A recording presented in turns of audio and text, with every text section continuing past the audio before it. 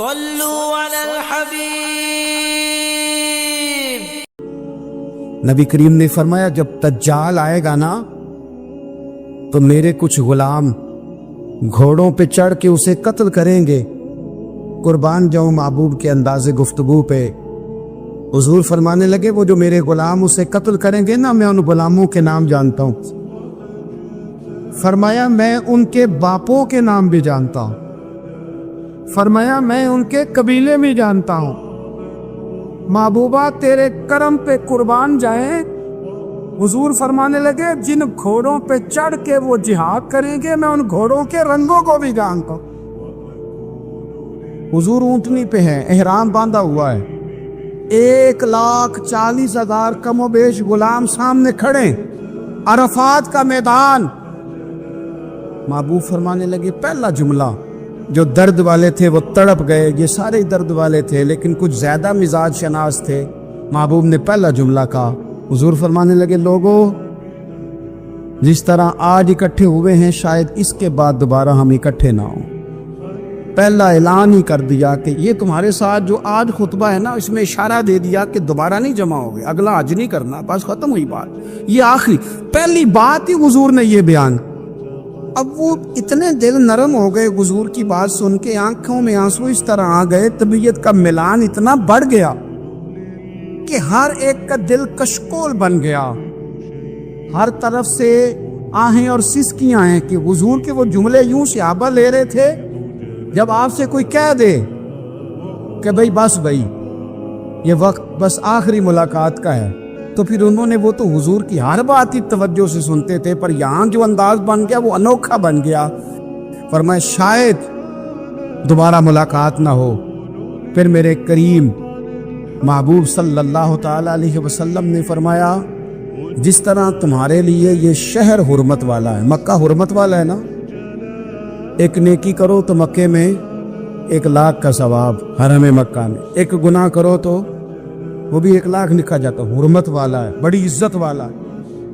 فرمایا جس طرح یہ گھر عزت والا ہے کعبہ، جس طرح یہ شہر عزت والا ہے، فرمایا جس طرح آج کا دن حرمت والا ہے، مسلمانوں میں تمہیں بتا کے جا رہا ہوں، تمہیں سمجھا رہا ہوں، اسی طرح میں نے تم سب پر ایک دوسرے کے مال اور عزت کو حرمت والا کر دیا ہے۔ اور صحابہ کو نا حضور نے پہلے یہ سبق پورا حضور نے پوچھا، یہ بھی ذرا کمال ہے، یہ بخاری مسلم کی حدیث ہے۔ حضور نے صحابہ سے پوچھا 9 ذی الحج ہے، جمعے کا دن ہے، ذی الحج کا مہینہ ہے، سب کو پتہ ہے، دیکھیں نا آپ جمعہ پڑھنے ہیں تو میں آپ سے کہوں کہ آج آپ کون سا دن ہے تو آپ کہیں کہ جناب جمعہ ہے، عجیب آدمی ہے جمعہ پڑھا رہے ہو، لیکن جو صحابہ کا انداز ہے وہ اور ہے۔ حضور نے پوچھا آج یہ کون سا مہینہ ہے؟ یہ ادب ہے، یہ مقام ہے، یہ وہ مقام ہے جہاں بہت سارے صرف عقل والے بندے جو ہوتے ہیں نا وہ بیچارے گرتے پھڑتے ہیں، کہتے ہیں جی بات آتی ہو تو بتانی چاہیے، یہ کیا بات ہوئی جی، بندہ بولے ہی نا، یہ کیا لیکن کچھ لوگ ایسے ہیں جن کا دھارا ادب کچھ اور ہوتا ہے، انہیں ڈھیروں باتیں بھی آتی ہوں تو ہر جگہ بات کرنے کی نہیں ہوتی، سب جگہ کہانیاں سنانے کی نہیں ہوتی۔ حضور نے فرمایا کون سا مہینہ ہے؟ قربان جائیں بھیا کو زبان ہو کے کہنے لگے واللہ و رسولہ عالم، اللہ جانے اللہ کا رسول جانے، سانو تے قید سجن دا گہنا ہے، او جنج رکھے اساں اونج رہنا ہے، ہمیں کیا پتا؟ پوچھا کسی نے، لکھا ہے صوفیاء نے، کسی نے پوچھا اوے تمہیں پتہ نہیں، کہنے لگے چپ کر، ہمیں کیا پتا کون سا مہینہ ہے؟ تو حضور نے فرمایا آج تاریخ کون سی ہے؟ بھائی صاحب کو پتا تھا نا 9 ذی الحج کو یہ حج ہوتا ہے، کون سی تاریخ ہے؟ کہا واللہ و رسولہ عالم، اللہ جانے اللہ کا رسول جانے۔ قربان جائیں حضور نے پوچھا دن کون سا ہے؟ سب کو پتا ہے جمعہ ہے، کہنے لگے واللہ و رسولہ عالم، اللہ جانے اور اللہ کا۔ وہ صحابہ بتا کیوں نہیں رہے؟ پہلے محبت کہتے ہیں، صحابہ کا جواب یہ تھا ہمیں کوئی مہینوں سے غرض ہے، ہمیں کوئی دن سے غرض ہے، ہمیں کوئی تاریخ سے غرض ہے؟ حاجیو آؤ شہنشاہ کا روزہ دیکھو، کعبہ تو دیکھ چکے، کعبے کا بھی کعبہ دیکھو، ہمیں تو محبوب سے غرض ہے۔ مہینہ تھا ذی الحج کا، اگر حضور کہہ دیتے ذی الحج نہیں ذی قعدہ ہے تو ہم نے ذی قعدہ ہی بنا لینا تھا۔ تاریخ تھی 9، اگر حضور فرما دیتے 11 ہے تو ہم نے 11 ہی بنا لینی تھی۔ دن تھا جمعے کا، اگر حضور کہتے پیر ہے تو ہمیں کیا لگے، ہمیں تو محبوب کی رضا چاہیے۔ آپ دیکھیں نا، ایک صحابی کے ہاتھ ذرا لمبے تھے تو حضور نے فرمایا یا ذوالیدین، اور لمبے ہاتھوں والے۔ ان سے کوئی پوچھتا نام کیا ہے تو کہتے میرا نام ہے 2 ہاتھوں والا۔ او بھائی میرے بھی 2 ہیں، تم کیوں 2 ہاتھوں والا؟ کہنے لگے یہ نہیں مجھے پتا، مجھے نبی پاک نے کہا 2 ہاتھوں والا۔ تو ٹھیک ہو گئی، جو حضور نے نام رکھ دیا۔ تو حضور سید عالم نے پوچھا، پھر حضور نے حرمت یاد کرائی، فرمایا یاد رکھو یہ دن بھی بڑی عزت والا ہے، جمعے کا ہے، یہ مہینہ بھی بڑی حرمت والا ہے، ذی الحج کا ہے، یہ تاریخ بھی بڑی حرمت والی ہے۔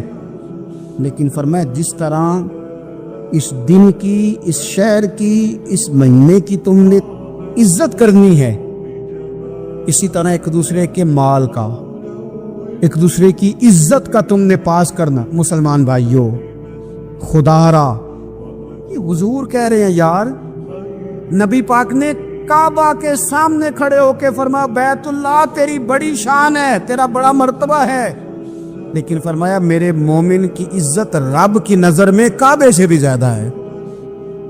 ہم کیسے بیٹھ کے یار، ہم کیسے جرأت کرتے ہیں کسی کی پگڑی کھولنے کی کونے میں بیٹھ کے؟ ہم اپنے گھر بیٹھ کے کسی پر تبصرہ کر گئے، کسی بندہ مومن کی عزت اچھال گئے، بالکل پتہ نہیں تھا بات کا اور ہم نے کہانی بنا دی پوری کی پوری، داستان سرائی کر گئے۔ صبح سے شام تک ہماری گپ شپ کا عنوان کیا ہے؟ کسی نہ کسی کا شکوہ، کسی نہ کسی کی شکایت، یہ ہماری گپ شپ ہے۔ خدا را حضور نے تو خطبہ حجۃ الوداع میں پہلا سبق یہ دیا تھا کہ میرے جانے کے بعد ایک دوسرے کی عزت کرنا، اور اسی خطبے میں ایک جگہ پہ فرمایا یہ نہ ہو کہ میرے جانے کے بعد تم ایک دوسرے کی گردنیں مارنے لگ جاؤ، ایک دوسرے کی عزتوں کا خیال کرنا، پاس کرنا۔ مسلمانوں، میرے عزیز بھائیوں، بزرگوں، عزتوں کا دفاع شروع کریں۔ تھوڑی دیر کے لیے اپنی زبان لوگوں کے اوپر تبصرہ کرنے سے کنٹرول میں لائیں۔ کچھ چیزیں ایسی، میں مختلف شہروں میں جاتا ہوں، جس شہر میں گئے وہاں لوگوں نے یہ کہا جناب یہاں جو مولانا ہے نا، بعض لوگ یہ باتیں بڑی چسکے لے کے سنتے ہیں، یہاں جو مولانا ہے نا وہ کچھ نہیں کرتے، آپ بڑے اچھے ہیں، یہاں جو پیر صاحب ہیں وہ بڑے گڑبڑ ہیں، آپ بڑے اچھے ہیں۔ تو میں ان سے کہتا ہوں کہ میں اس لیے اچھا ہوں کہ میں تھوڑی دیر کے لیے آیا ہوں، میں نے چلے جانا ہے۔ اور دوسری بات یہ کہ مجھے آپ جتنا مرضی اچھا کہہ لیں، میں نے رخصت ہو جانا ہے 2-3 گھنٹوں کے بعد۔ یہاں جس آدمی کا آپ شکوہ کر رہے ہیں نا، آپ اس کو جنازے کے لیے خبر کریں نہ کریں، اسے پتہ چل گیا نا محلے میں جنازہ ہو گیا، تو اسے کوئی کام بھی ہوا تو اس نے کہنا یار نہیں محلے میں فوتگی ہوگی، میں نے جنازہ پڑھانا ہے، اس نے جانا نہیں۔ تو کمزوریاں تو سب جگہ ہوتی ہیں، لیکن ان کمزوریوں کی وجہ سے آپس میں بغض پیدا کر لیا جائے گا۔ اور پھر کمال بات ہے نا کہ اپنی ساری کمزوریوں سمیت اپنے آپ سے پیار ہے، اپنے آپ سے محبت ہے، اور دوسرے کی ایک کا پتہ چل جائے تو ہمیں گھن آنے لگ جاتی۔ تو حضور نے خطبہ حجۃ الوداع کے موقع پر یہ بات ارشاد فرمائی۔ دوسرا حضور نے فرمایا لوگوں یاد رکھنا کہ خطبہ حجۃ الوداع میں نبی پاک نے فرمایا، یہ حضور خطبہ دے رہے ہیں اور اس وقت دے رہے ہیں جب حضور صحابہ کو بتا چکے ہیں کہ یہ آخری ملاقات ہے، جو دور دراز سے آئے ہیں ان کو بتایا ہے کہ یہ میری تمہاری جو مجلس ہے، جو محفل ہے، جو تم سے بات ہو رہی ہے، یہ آخری ہے۔ محبوب فرمانے لگے لوگوں یاد رکھنا قیامت قائم ہوگی۔ ان جملوں کا حسن ملاحظہ کر لیں۔ فرمایا قیامت قائم ہوگی، تم اپنے رب سے ملاقات کرو گے، اور فرمایا تمہارا رب تم سے تمہارے اعمال کے بارے میں پوچھے گا۔ یہ خطبہ حجۃ الوداع میں کریم نے فرمایا صبح تم اٹھے، کیا عمل کیا؟ اللہ پوچھے گا۔ کسی سے ملاقات ہوئی، طرز کیا تھی، سوچ کیا تھی؟ اللہ پوچھے گا۔ لین دین میں کیا معاملات تھے، تمہارے اعمال کے، اللہ سے ملاقات ہوگی، وہ کھڑا کر کے پوچھے گا۔ اور حدیث میں کئی جگہ پہ حضور نے فرمایا وہ تم سے سوال کرے گا، تمہیں جواب دینا ہے۔ میرے عزیز بھائیوں، تیار رہنا چاہیے، تیار۔ ہم نا منت کرتے ہیں آخری دن ہو نا، تنخواہ دار لوگ کہتے ہیں یار یہ آخری ایام چل رہے ہیں، کوئی خرچہ نہ بتاؤ، اس لیے کہ حساب کے متھے لگنا ہے۔ آخری دنوں میں، بجٹ کے دنوں میں لوگ پریشان ہوتے ہیں کہ حساب دینا ہے۔ جب رب سے ملاقات کریں گے اور وہ حساب مانگے گا، کتنا مشکل کام ہے۔ اور ایک مقام پہ حضور نے فرمایا جس سے اللہ نے حساب مانگا وہ تو الجھ گیا، دعا کرو وہ حساب مانگے ہی نہ، بے حساب ہی بخشش فرما دے۔ نبی پاک صلی اللہ تعالی علیہ وآلہ وسلم نے ارشاد فرمایا اسی خطبہ حجۃ الوداع میں، حضور فرمانے لگے سن لو، میں نے تم تک اللہ تعالیٰ کا پیغام پہنچا دیا ہے۔ اب جس شخص کے پاس امانت رکھی ہو اس پر لازم ہے کہ وہ امانت اس تک پہنچا دے جو اس کا مالک ہے۔ ہم بہت سارے لوگ ایسے ہوتے ہیں ہمارے پاس امانتیں ہوتی ہیں، کچھ بھی نہ ہو تو کچھ لوگوں کے راز کی امانت ہوتی ہے، کچھ بھی نہ ہو تو کچھ لوگوں کی باتیں ہم تک پہنچ جاتی ہیں، وہ راز ہوتا ہے، وہ امانت ہوتی ہے۔ مجلس کی گفتگو بھی امانت ہے، لیکن ہم امانتوں کا خیال نہیں کرتے، خیانت ہو جاتی ہے۔ بہت محتاط ہو کر اپنی زندگی میں امانتوں کا خیال کیا جائے۔ یا ایھا الذین آمنوا لا تخونوا اللہ والرسول وتخونوا اماناتکم وانتم تعلمون۔ اللہ فرماتے ہیں ایمان والو، نہ رب سے خیانت کرنا، نہ رب کے رسول سے خیانت کرنا، نہ آپس میں ایک دوسرے سے خیانت کرنا، جانتے بوجھتے ہوئے یہ کام نہ کرنا۔ وانتم تعلمون، جانتے ہو، تمہیں پتہ ہے۔ کبھی بھی بددیانتی کا مظاہرہ نہ کریں اپنی زندگی میں، کبھی بھی۔ اور یہ بھی یاد رکھ لیں، بچوں کو کیا پتا کہ ہمارا ابا حلال لا رہا ہے کہ حرام لا رہا ہے؟ آپ لا رہے ہیں نا، تو وہ تو بیچارے بھولے پن میں کھا رہے ہیں، تو حساب آپ نے دینا ہے۔ جنہ لی تو پاپ کمائے ہن کتھے نہیں ہو تیرے کر دے، بلانا۔ تو بچوں کا تو یہ معاملہ ہے بھائی، اللہ ماشاءاللہ کہ وہ وقت پہ ہی، شادی کے 10-15 دن کے بعد ہی ان کو پیغام مل جاتا ہے کہ اگر ہمارا علیحدہ گھر ہو تو میں مرضی سے سجاؤں، تو میں مرضی سے سنواروں، تو میرا کوئی مطلب اپنا سلسلہ ہو، تو بڑے ٹائم پہ ساری باتیں شروع ہو جاتی ہیں، وہ تو معاملہ ہی بالکل اور ہے۔ تو بالکل کسی بھی امانت میں کبھی بھی خیانت کرنے کی کوشش نہ کریں، اور یاد رکھیں مال حرام جہاں آتا ہے وہاں بڑی تباہی آتی ہے۔ جہاں لوگ بددیانت ہو جاتے ہیں وہاں معاملات بڑے خراب ہو جاتے ہیں۔ اللہ تبارک و تعالیٰ دیانتداری کی توفیق عطا فرمائے۔ حضور نے خطبہ حجۃ الوداع کے موقع پر فرمایا میں نے آج جاہلیت کے سارے سود ختم کر دیے۔ نبی پاک میدان عرفات میں کھڑے ہو کے فرمانے لگے جس بندے نے بھی کسی سے پیسے لیے ہیں وہ اصل رقم دے گا، زائد نہیں دے گا۔ حضور کے بڑے قریبی تھے ایک، فرمایا انہوں نے بھی کچھ لوگوں سے پیسے لیے ہوئے، چونکہ وہ سب لوگ کرتے تھے، حرام ہی نہیں تھا۔ فرمایا میں ان کو بھی حکم دیتا ہوں کہ یہ اصل رقم وصول کریں گے، کسی سے ایک پائی بھی زیادہ وصول نہ کریں گے۔ نبی پاک صلی اللہ تعالی علیہ وسلم نے خطبہ حجۃ الوداع میں ایک باریک بات حضور نے بھی، یہ آپ نے ضرور سمجھنی ہے، بالخصوص جو لوگ تھوڑا دین پر عمل کر رہے ہیں، جن کا لبادہ مذہبی ہو گیا، جنہیں لوگ حضرت صاحب، قاری صاحب، علامہ صاحب، مفتی صاحب، حاجی صاحب، بزرگوں کہہ کے بلاتے ہیں، وہ اس پر توجہ کریں۔ میرے نبی پاک صلی اللہ علیہ وسلم نے خطبہ حجۃ الوداع کے موقع پر ارشاد فرمایا لوگوں، شیطان اب مایوس ہو گیا ہے، وہ تم سے بتوں کی پوجا نہیں کرا سکے گا، ہاں وہ تمہیں چھوٹے چھوٹے گناہوں میں مبتلا کرے گا، وہ تم سے چھوٹے چھوٹے عیب کرائے گا، تم سمجھو گے یہ تو غلطی کوئی نہیں، فرمایا اس سے بچ کے رہنا۔ اب وہ مایوس ہو گیا، بتوں کی پوجا نہیں کرا سکتا، تمہیں اپنی پوجا نہیں کرا سکتا، لیکن چھوٹی چھوٹی غلطیاں، ایک مقام پہ فرمایا نا چھوٹا گناہ ہونا تو مومن اسے پہاڑ سمجھتا ہے، اتنا بڑا ہو گیا، اور منافق کہتا ہے یہ تو کچھ بھی نہیں۔ تو اپنی زندگی کے اندر چھوٹی چھوٹی کوتاہیاں، حضرت سعدی فرمایا کرتے تھے سیلاب اچانک نہیں آتے، پہلے چھوٹا سا سوراخ ہوتا ہے دریا کے کنارے، اسے بند نہ کیا جائے پھر بڑا ہو جاتا ہے، پھر وہ ٹائم آتا ہے کہ بند ٹوٹ جاتا ہے، بستیاں ڈوب جاتی ہیں۔ پہلے چھوٹا گناہ انسان کرتا ہے، چھوٹا، پھر اس سے آگے بڑھتا جاتا ہے اور بڑی بڑی غلطیاں ہوتی ہیں۔ اللہ تبارک و تعالی ہمیں رائی کے دانے کے برابر بھی غلطی کرنے سے محفوظ فرمائے۔ نبی پاک صلی اللہ تعالی علیہ وسلم نے اسی موقع پر ارشاد فرمایا لوگو اللہ سے ڈرتے رہنا، اور میں تمہیں عورتوں کے ساتھ بھلائی کی وصیت کرتا ہوں۔ فرمایا رب نے تمہیں اختیار دیا ہے، عورتیں تمہارے سپرد کی ہیں، ان سے اچھا سلوک کرنا۔ فرمایا اگر کبھی کوئی ان پر تمہیں سختی کرنی بھی پڑے تو اتنی کرنا جتنی ان کی غلطی ہو، ان سے درگزر کرنا، ان سے پیار کرنا۔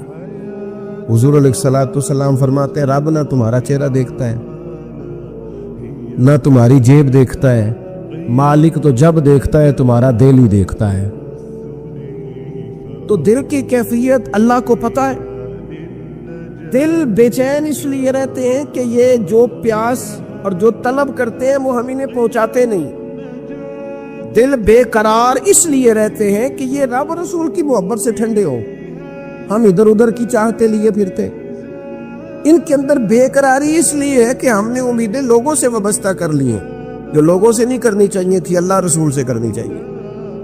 ہم نے اسباب کو اختیار کرنا ہے، بھروسہ اسباب پر نہیں، بھروسہ تو اللہ تعالیٰ پہ کرنا ہے۔ تو جب تک دیکھیں نا قرآن مجید نے کیا کہا، قرآن مجید نے کہا والذین آمنوا اشد حبا للہ، فرمایا وہ لوگ جو ایمان لے آئے وہ اپنے رب سے شدید محبت کرتے، اپنے رب سے پیار کرتے ہیں۔ ان کے سجدے بوجھ نہیں، ان کے سجدے تو لذت ہے۔ انہیں نماز کے لیے لانا نہیں پڑتا، جبر نہیں کرنا پڑتا، ان کے تو دل کھچے چلے آتے ہیں، ان کو تو پیار ہو گیا، رات ساری بیت گئی اور ایک سجدہ بھی مکمل نہ ہوا۔ وہ تو مال چونکہ اللہ نے دیا ہے تو راہ خدا میں خرچ کرتے وقت ان کی طبیعت کسی قسم کا تکلف نہیں محسوس کرتی، کوئی بوجھ نہیں محسوس کرتی، چونکہ وہ ہر چیز سے بڑھ کر اللہ رسول سے پیار کرتے ہیں۔ تو یہ چیزیں ان کے سامنے کبھی بھی رکاوٹ نہیں بنتی، اور دل میں سب سے زیادہ محبت اللہ کی۔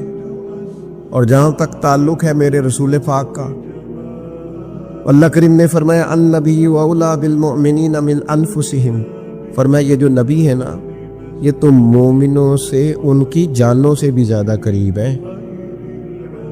تو ہر وقت دل کی دھڑکنوں میں، روح کی ٹھنڈک میں، قلب میں، دل میں، روح میں، ذہن میں جو چیز ہر وقت سمائی ہے نا مومنوں کے، وہ رسول پاک کی ذات ہے۔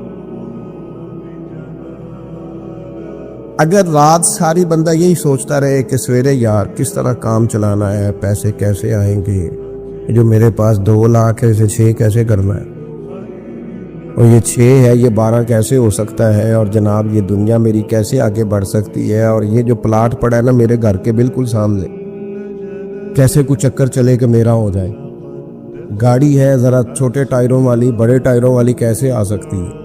اگر 24 گھنٹے منصوبہ بندی دنیا حاصل کرنے سے دین منع تھوڑا کرتا ہے۔ حضور نے تو فرمایا محنت کر کے کمائی کرنے والا اللہ کا دوست ہے، منع نہیں ہے، لیکن ہر وقت اسی کی گنتی میں رہنا، اسی کے شمار میں رہنا، الجھ جانا، اور جو اصل چیز تھی اس کو چھوڑ جانا۔ ہم نا نیکی کرتے ہیں، مومن ہوتے ہیں، لیکن اس کی لذت نہیں پاتے۔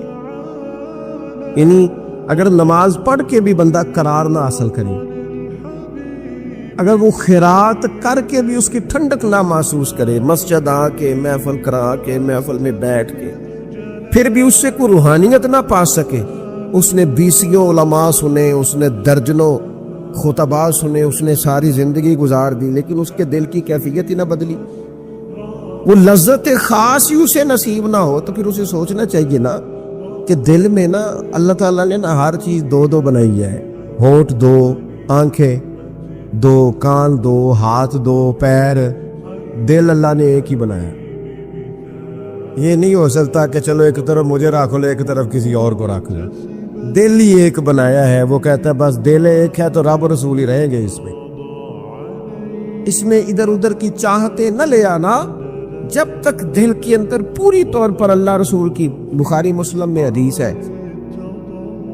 نبی پاک علیہ الصلوۃ والسلام نے فرمایا اگر تم چاہتے ہو نا تمہیں ایمان کی لذت نصیب ہو، آپ زیادہ غور کریں میری بات پر، ایک ہے کھانا، ایک ہے مزیدار کھانا، ایک ہے مومن ہونا اور ایک ہے مومن ہونے کا مزہ آنا، لذت نصیب ہونا کہ میں صاحب ایمان ہوں۔ فرمایا اگر تم چاہتے ہو کہ تمہیں ایمان کی لذت نصیب ہو، یہ حدیث آپ نے بولنی نہیں، بخاری مسلم میں، اگر چاہتے ہو کہ ایمان کی لذت نصیب ہو تو 3 کام کرو۔ یا رسول اللہ صلی اللہ تعالی علیہ وسلم کون کون سے؟ حضور فرمانے لگے پہلا کام یہ کرو کہ ہر چیز سے بڑھ کر اللہ رسول سے محبت کرو۔ لیکن یہ میرا نعرہ نہیں لگانا، یہ غور کرنا ہے، پیسوں پر اچھی طرح غور کر کے سوچ لینا ہے کہ پیسے زیادہ پیارے ہیں کہ اللہ رسول، یہ غور کر لینا۔ یہ جو جھوٹی ہے نا کہ بت بنائے ہوئے نا، میری عزت، میری برادری، میری افسری، میرا قبیلہ، میری کرسی، یہ غور کر لینا ہے کہ کرسیاں زیادہ پیاری ہیں، اقتدار زیادہ پیارا ہے کہ اللہ رسول۔ ایک طرف رسول اللہ کی شریعت اور ایک طرف تیری برادری کے رسم و رواج، لیکن شادی والے دن رسم و رواج جیت گئے۔ کدھر گئی تیری محبت رسول؟ وہ صرف محفل والے دن تھی، ربیع الاول شریف میں تھی۔ ہم تو دیندار سمجھتے ہی اس کو ہیں جس کے گھر میں شادی ہو تو پتہ چلتا ہے کتنا دیندار ہے۔ محفل میں تو سارے دیندار ہوتے ہیں، یہ تو پتہ ہی تب چلتا ہے جب کسی کا انتقال ہو جائے یا گھر میں کوئی خوشی آئے کہ اب یہ کتنا دیندار ہے، اب پتہ چلے گا۔ مسجد میں تو سارے دیندار ہیں۔ فرمایا اگر چاہتے ہو کہ لذت ایمان نصیب ہو تو ہر چیز سے بڑھ کر اللہ رسول سے پیار کرو۔ اور دوسرا فرمایا جس سے بھی پیار کرو نا اللہ رسول کی رضا کے لیے کرو۔